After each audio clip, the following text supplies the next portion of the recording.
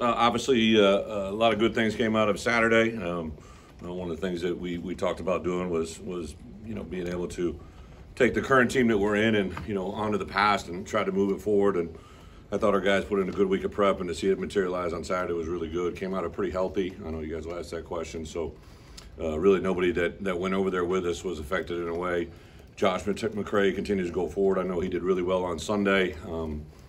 Yesterday, the doctors were up. I meet with the doctors every Sunday, and I hadn't seen Josh because he didn't make the trip, but they were happy with where his running was on Sunday. So we'll wait and see where that goes. It's going in the right direction. I know he's excited, but we want to make sure we think Josh got a very bright career for not only this time in front of us, but in the future. So we'll see where that is. It's in the doctor's hands and Josh's recovery. A couple things that jumped out to me. So we award our guys MVPs and do it really in all three phases: offense, defense, and also look team. And the guys that win it on look team are a lot of times guys that I think their aspiration wasn't to come to Illinois and become a look team MVP, right? But Jordan Anderson was on offense, and I thought during the course of the week last week, the things he showed during practice really get me excited about what he can be down the future, right? A guy like Luke Zardzin was a non-scholarship player that comes in and proves every day that he probably can eventually play at this level and do some really good things. Owen Anderson on offense as well. There's just a lot of players. So you see guys getting better, but we gave Palcho, we gave 4 or 5 guys, I think Pat Bryant, Isaiah, Palcho, Tommy, and Chase were our offensive MVPs. But when I was watching the film, I thought Palcho probably played the most complete football game since we've been here, right? And a year ago when we made a request to the NCAA to get him waived to play with us this year, I know it was a big deal, but it was a big deal for me for one reason, because I thought we could take his level of play to a different level. He's had the most career starts in college football, probably when it's all said and done, but I really thought because we didn't have that first year with him in a development phase through winter conditioning and through the spring and during the summer because of his injury, we could maybe take him to a different level of play, and that's exactly what's happened. But playing right next to him is a guy by the name of Zy Chrysler, right? And Zy didn't join us till January, and he played his best game on Saturday. Really challenged him during the course of the week. He's very athletic, very strong, a very good football IQ, but it was a guy that I thought, through 4 games had just kind of, stayed at a status quo. I thought he could take it to another level, and for him to do what he did on Saturday, it gets you really excited. I think another great indication of what's happening in our program, maybe not from news articles or for everybody to get excited about on the outside world, but for me as a head coach, there's all kinds of those little things going on. It affects recruiting, so I can call a transfer guard and talk about a guy that I got in January. We took him from 360 to 330, and he's playing in a way that a year from now he's probably going to have to make an NFL college decision, right? It affects us because in this new world of NIL, the things that are being afforded to our offensive and defensive linemen that are here on campus, and that I can go then into a recruit and say, hey, I can't promise you this, but this is what our players are currently getting, a $12,000 here, a $5,000 deal there. It's like very, very positive things that just continue to help our program in so many ways. When you win games, good things happen. So the byproduct of that is there's excitement, right? I met with Bret every day about, opportunities for media, and it's just steadily increased from that first week to where we are today. That now you got to start saying no, and it's my job as a head coach to teach our guys, with success, bring this, people that want to be around you, they want to talk to you, but also because of that, there's a cousin that creeps in this world called complacency, right? And you just think these things are going to happen, and that brings victims out of all of us, right? So with our coaches, our players, anybody in that Smith Center, that's our big challenge. And the other big challenge, I know we've been engaged, I'm sure you've seen it on social media, for the first time in my career here at Illinois, we've won a couple games back-to-back, several games in a row here in Memorial Stadium, dating back last year to Northwestern. 6:30 game, I think it's only the third time since 2014 or over the last 14 years, whatever it was, that there's going to be a night game, Big Ten night game here in Memorial Stadium. So a lot of reasons to get excited, and I would really encourage people, if you haven't bought a ticket yet, if you're thinking about it, bring a friend, bring a buddy, bring a couple buddies, bring a bus, I don't care, show up, and let's be loud on Saturday, because I think it's going to be a great environment of college football. So with that, open up for questions. Just some of that, expecting the long term with Pat, do you think Pat Bryant be able to go? Oh yeah, Pat. Yeah, I'm sorry. Yeah, Pat Pat could have gone Saturday. I think he realized when we were up 24 points, the opportunities for the throw game was probably significantly decreased, and made an executive decision to pop out. He was very gifted in dance moves in the locker room, I saw. So that's when I grabbed him. I said, "How are you feeling?" He goes, "Oh, I'm fine, Coach." I go, "Okay." Yeah, so I could have answered that same question on the presser afterwards. Coach, a lot of games you go into, you don't know what the opponent's going to do. That's usually not true with Iowa. Yeah. Are there unique things about facing a team that has such an established identity? You know, it's something to think about, just the longevity, right? So I wasn't really recruited by Hayden Fry, but I like to say that, right? So I arrived on campus as a walk-on when Hayden Fry was there, and to think about since the day I arrived there, I believe in the spring of 1987. To where we are now in 2022, there's only been 2 head coaches, right? And Coach Fry did a lot of great things. I was with him, and then I was able to be with Kirk and Phil Parker, the defensive coordinator. He and I sat in that defensive meeting room over on the side. Norm Parker was across from us. Ron Aiken was in there. There's a guy by the name of Rob Smith, who's now the defensive coordinator at Duke. We sat in there and pieced that defense together and built it because it was unlike anything they had done there before. So I really owe a lot of my defensive education to those initial couple of years with Kirk at Iowa, with Norm Parker, and Phil has just continued to build that same defense layer after layer after layer. So yeah, Coach Lane and I were watching film this morning. There's a lot of carryover that goes on offensively. Obviously, Brian has a lot of the same values that his father has and what they do offensively. Special teams, LeVar Woods. I recruited LeVar Woods, or helped recruit LeVar Woods out of northwest corner of Iowa a long time ago when I was an assistant there. So those guys have been in place doing the things they do, but every week is a game change, game plan opportunity for everybody. And the DNA might be there, but the look may change week to week, and we got to be ready for that. Coach, I know last week your big message was this is about Illinois football, not a return. You've had a couple days to reflect on, the win and going into Wisconsin and taking them down. How do you feel? What's going through your head? Wisconsin's behind us, right? Obviously, I understand the news that happened. Reached out to Paul this morning, had a conversation with him, and just probably a realization in today's world of college football, you never truly know the moment that you're living in. But for us, we really turned the page on Wisconsin yesterday, and that includes me. I did share with the team last night. Everybody wants to make a big deal of my history at Wisconsin. I probably have more history at Iowa, right? I was a player there. I was a graduate assistant there. I got my first coaching job there. I was part of 2 staffs there. I was part of the staff that's there now. I think I probably actually have a little bit more history because it's a little bit different look at Iowa, but that doesn't factor into anything. I got the tattoo, right? The famous tattoo. A hell of an idea when you're 19, so that's just part of it. I think our guys were into the moment, but I quickly asked them to turn the page yesterday. We specifically put the game to bed, offense, defense, special teams. We had a team meeting on the front end that I talked about the game that we played. We watched the film, we came back in, and then I introduced the Iowa schedule and what we're going to do this week. And then we went into a meeting, offense, defense, special teams, about Iowa. Then we had our victory meal, and then today they have it off, and tomorrow we'll jump into our on-the-field preparation. So I get the question, but it's really not any different. Bret, you seem to take pride in developing coaches to be head Yep. coaches. And Ryan's obviously being mentioned, given what you guys are doing. So why is that a source of pride for you, and how do you try to help prepare? Yeah, when I took over my first job as a head coach, Bill Snyder actually had one of the great messages to me. I talked to everybody, right? Coach Ferentz called me that day. Coach Fry called me that day. I was obviously with Coach Alvarez. And one of the things Coach Snyder said to me, he said, what you want to do is go out and try to hire as many guys like you as you can. They may not look like you, may not talk like you, they may not have your background, your history, and your pedigree, but you want to hire as many people that want to be head coaches as you can. And that has always stuck with me. So on my first staff, I had obviously Paul Christ, who became a head coach. I had Charlie Partridge, who became a head coach. I had Dave Dorn, who became a head coach. I had Chris Ash, who a year later, who eventually became a head coach. There's a couple guys that I think are off that original staff that still have a chance to do it. And then when I came here, after being around Ryan for a very short amount of time, I knew he would get a head coaching job. It's just a matter of when. So I constantly bring him in. I think Josh, as an athletic director, we both agreed, like, hey, let's do everything we can to keep him here as long as we can, but also let's prepare him so when that moment comes, he can have success. Barry Lunny will be a head coach. I truly believe that George McDonald, and Kevin Kane, Aaron Henry. There's several guys I believe in our building that will eventually be head coaches at some point. It's just you can tell those things usually a lot by how they coach and how they educate their players, but also how they treat and understand the big picture, how they handle the media, their personalities, their demeanor, their dynamics.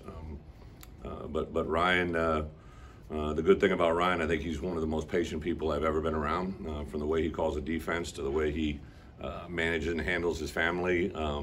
Just a really, truly exceptional person that when those moments come, they'll be great. Why do you think he'll make a good coach eventually? You know, I think he understands people. He's able to, I always say this, like he's an ambidextrous recruiter. Like you can send Ryan into, LA,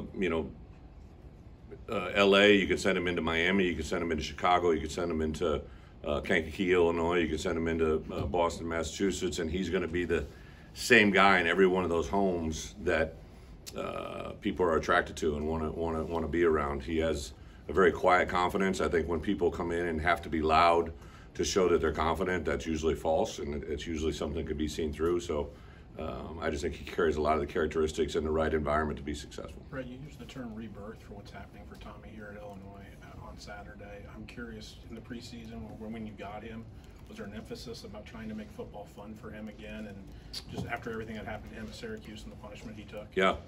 I would say it probably is a grassroots of what you just said, right? Like, I don't know if it was 86 or 96. It was a big number that he got knocked down during his last couple of years at Syracuse. And I don't care if you're a WWE wrestler. No one likes to get knocked down 86 times, right? Like, that's just not fun. So there was an emphasis on keeping him clean, making him play on his feet.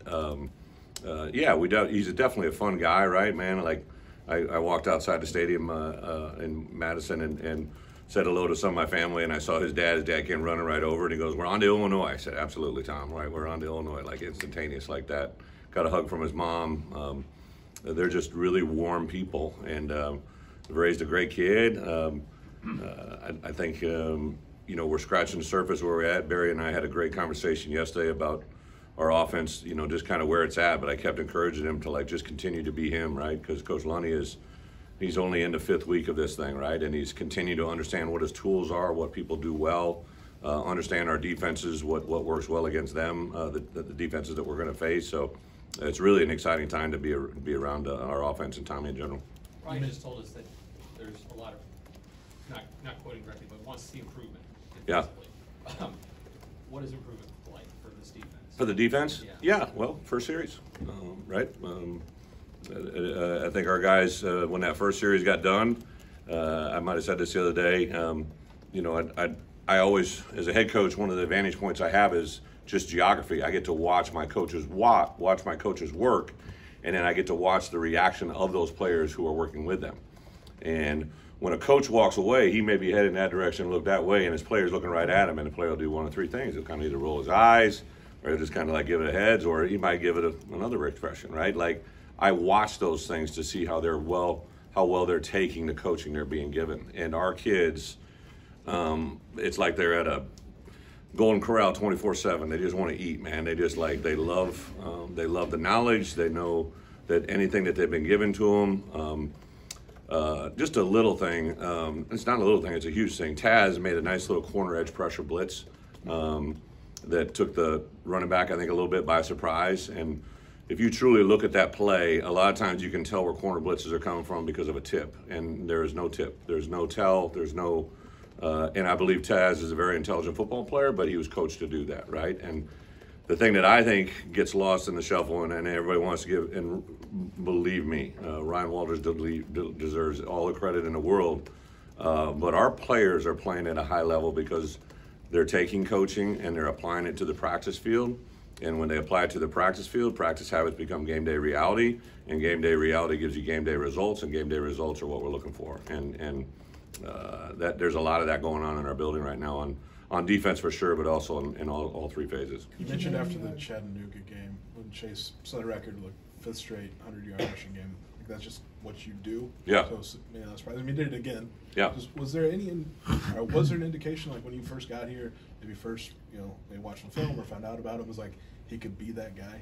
Yeah. I didn't watch one stitch of film on our players when I got here. I didn't watch one I didn't, I'd watch some clips just to, when Josh called, just to kind of find out where we were at. But I made a very conscientious decision that I wanted to view and grade our players off of what I saw, all right, when I started working with them, because I didn't know how they've been coached. I didn't know if they've been told how to play through a whistle. I didn't know if they've been told how to break out of a quick turn. I didn't know if they'd been taught how to fire off the ball with low hips, like all the things that you look for. So I constantly didn't do that. But I would say during winter conditioning, I saw him break, I saw him accelerate.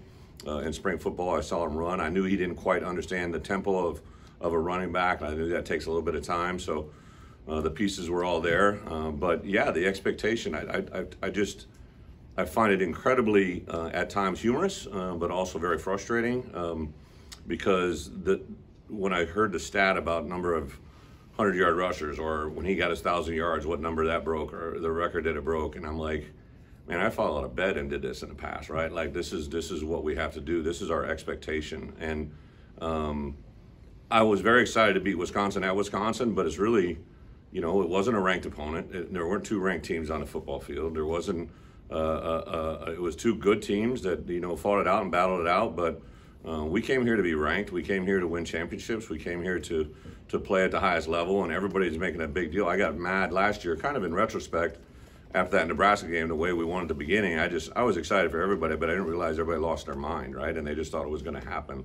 So then we made our way back, and then we beat Penn State, we beat Minnesota, and everybody's freaking out. Like, that should be what we expect, right? So in our building, we expect it as football players, we expect it as football coaches, and then in our athletic department, hopefully they expect us to win games, go to bowl games, sell out that stadium, do all the things. That's got to be the standard. That's got to be the expectation, not the exception, right? There's a huge difference. And until we win more consistently over a course of time, that's the fight that I'm always trying to get through, is to understand this is what we're expecting to do. This isn't just kind of by luck, or this isn't just a short-term thing. This is what we expect to happen. Barry said halftime Saturday, Chase obviously hadn't done much, but he was still awfully confident that it was going to happen. Has that always been kind of what you've seen from him? So at halftime, I kind of said to the defense, keep doing what you're doing. It's a 0-0 game. Let's just, on defense, let's make sure we don't let one go over our heads. They're going to play action fake us. They're going to do something, continue to play against the run. And offense, I said, hey, just keep chopping wood, right? Like, you guys, there was a couple plays I saw from behind. I always try to watch the offense from behind. I always try to watch the defense from in front.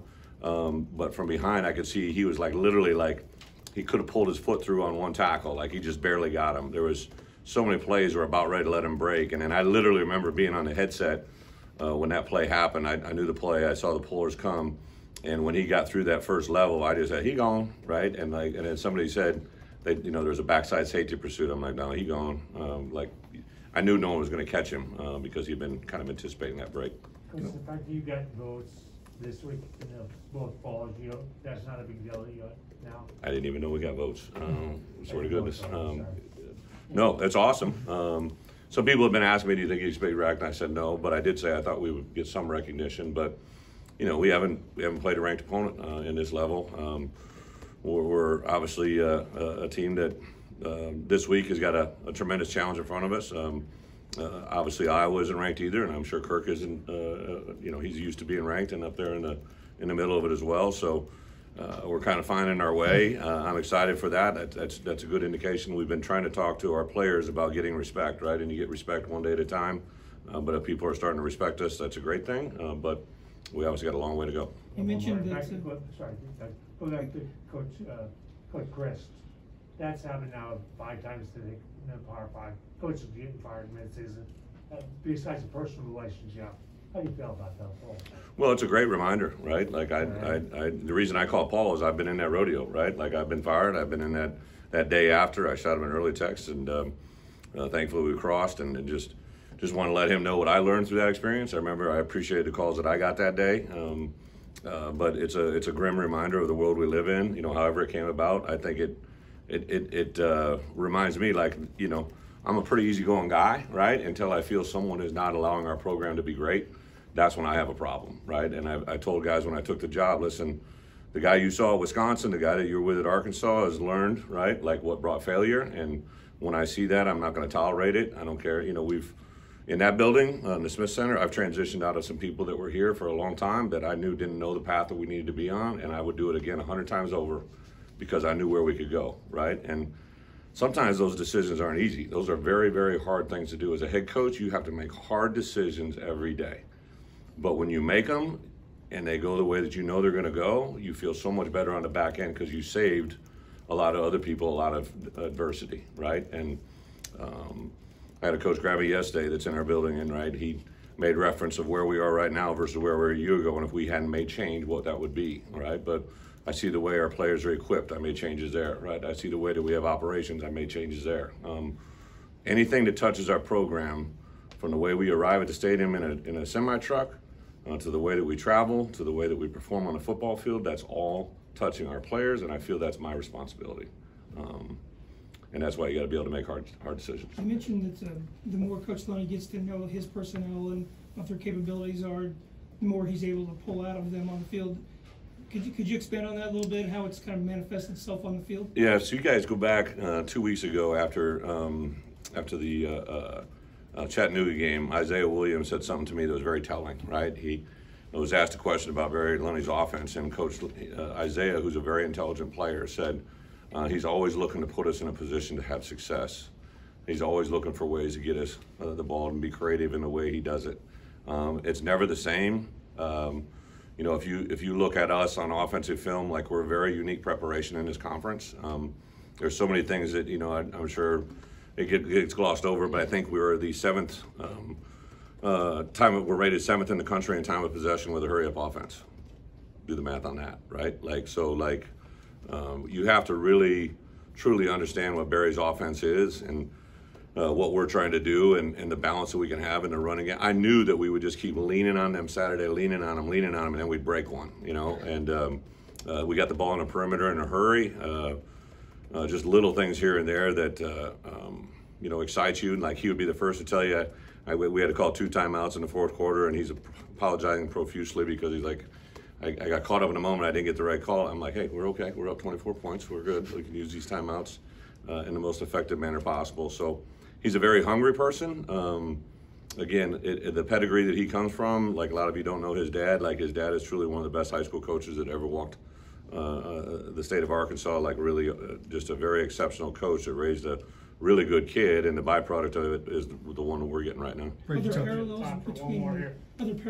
parallels between where Coach Lenny is at this year and where Coach Walters I would think absolutely. This time last Yeah, so one of the advantages I have as a head coach is you grow from your experiences, right? And I know as a coordinator, when I became the coordinator at Wisconsin, you know, we had some success early on. I believe they were in the high 80s ranked defense, and we began to do things well, but it was like that third or fourth game. We played Purdue about midway through the year, and they were at everything back then.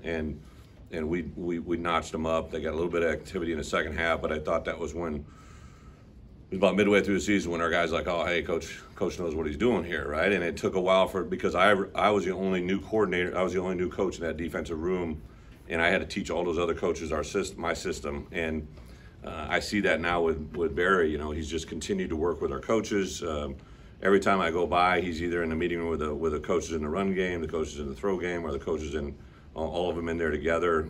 Players are always swinging by his office. He's a very good resource. One more? Yeah, one more. We saw Fabrizio out there on Saturday. Is Caleb healthy? Griffin? Yeah, he kicked off. I'm sorry, he did all the field goals and PATs, right? But yeah, he's. Is that performance-based with Caleb for kickoffs?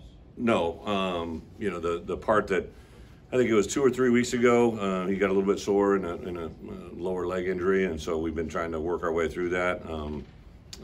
Just felt the best chance for him to be able to help us win, right, and do what he could without putting him in jeopardy of harming it further was to stick it to him on PAT field goals. So he did that, and then Fabrizio and Will handled the kickoffs. Fabrizio started the first 2, didn't go so well. Will popped in there and obviously did very, very well. Caleb is our guy that we'd like to handle both of them, but if he can't, that will be kind of the same plan this week. Thank you.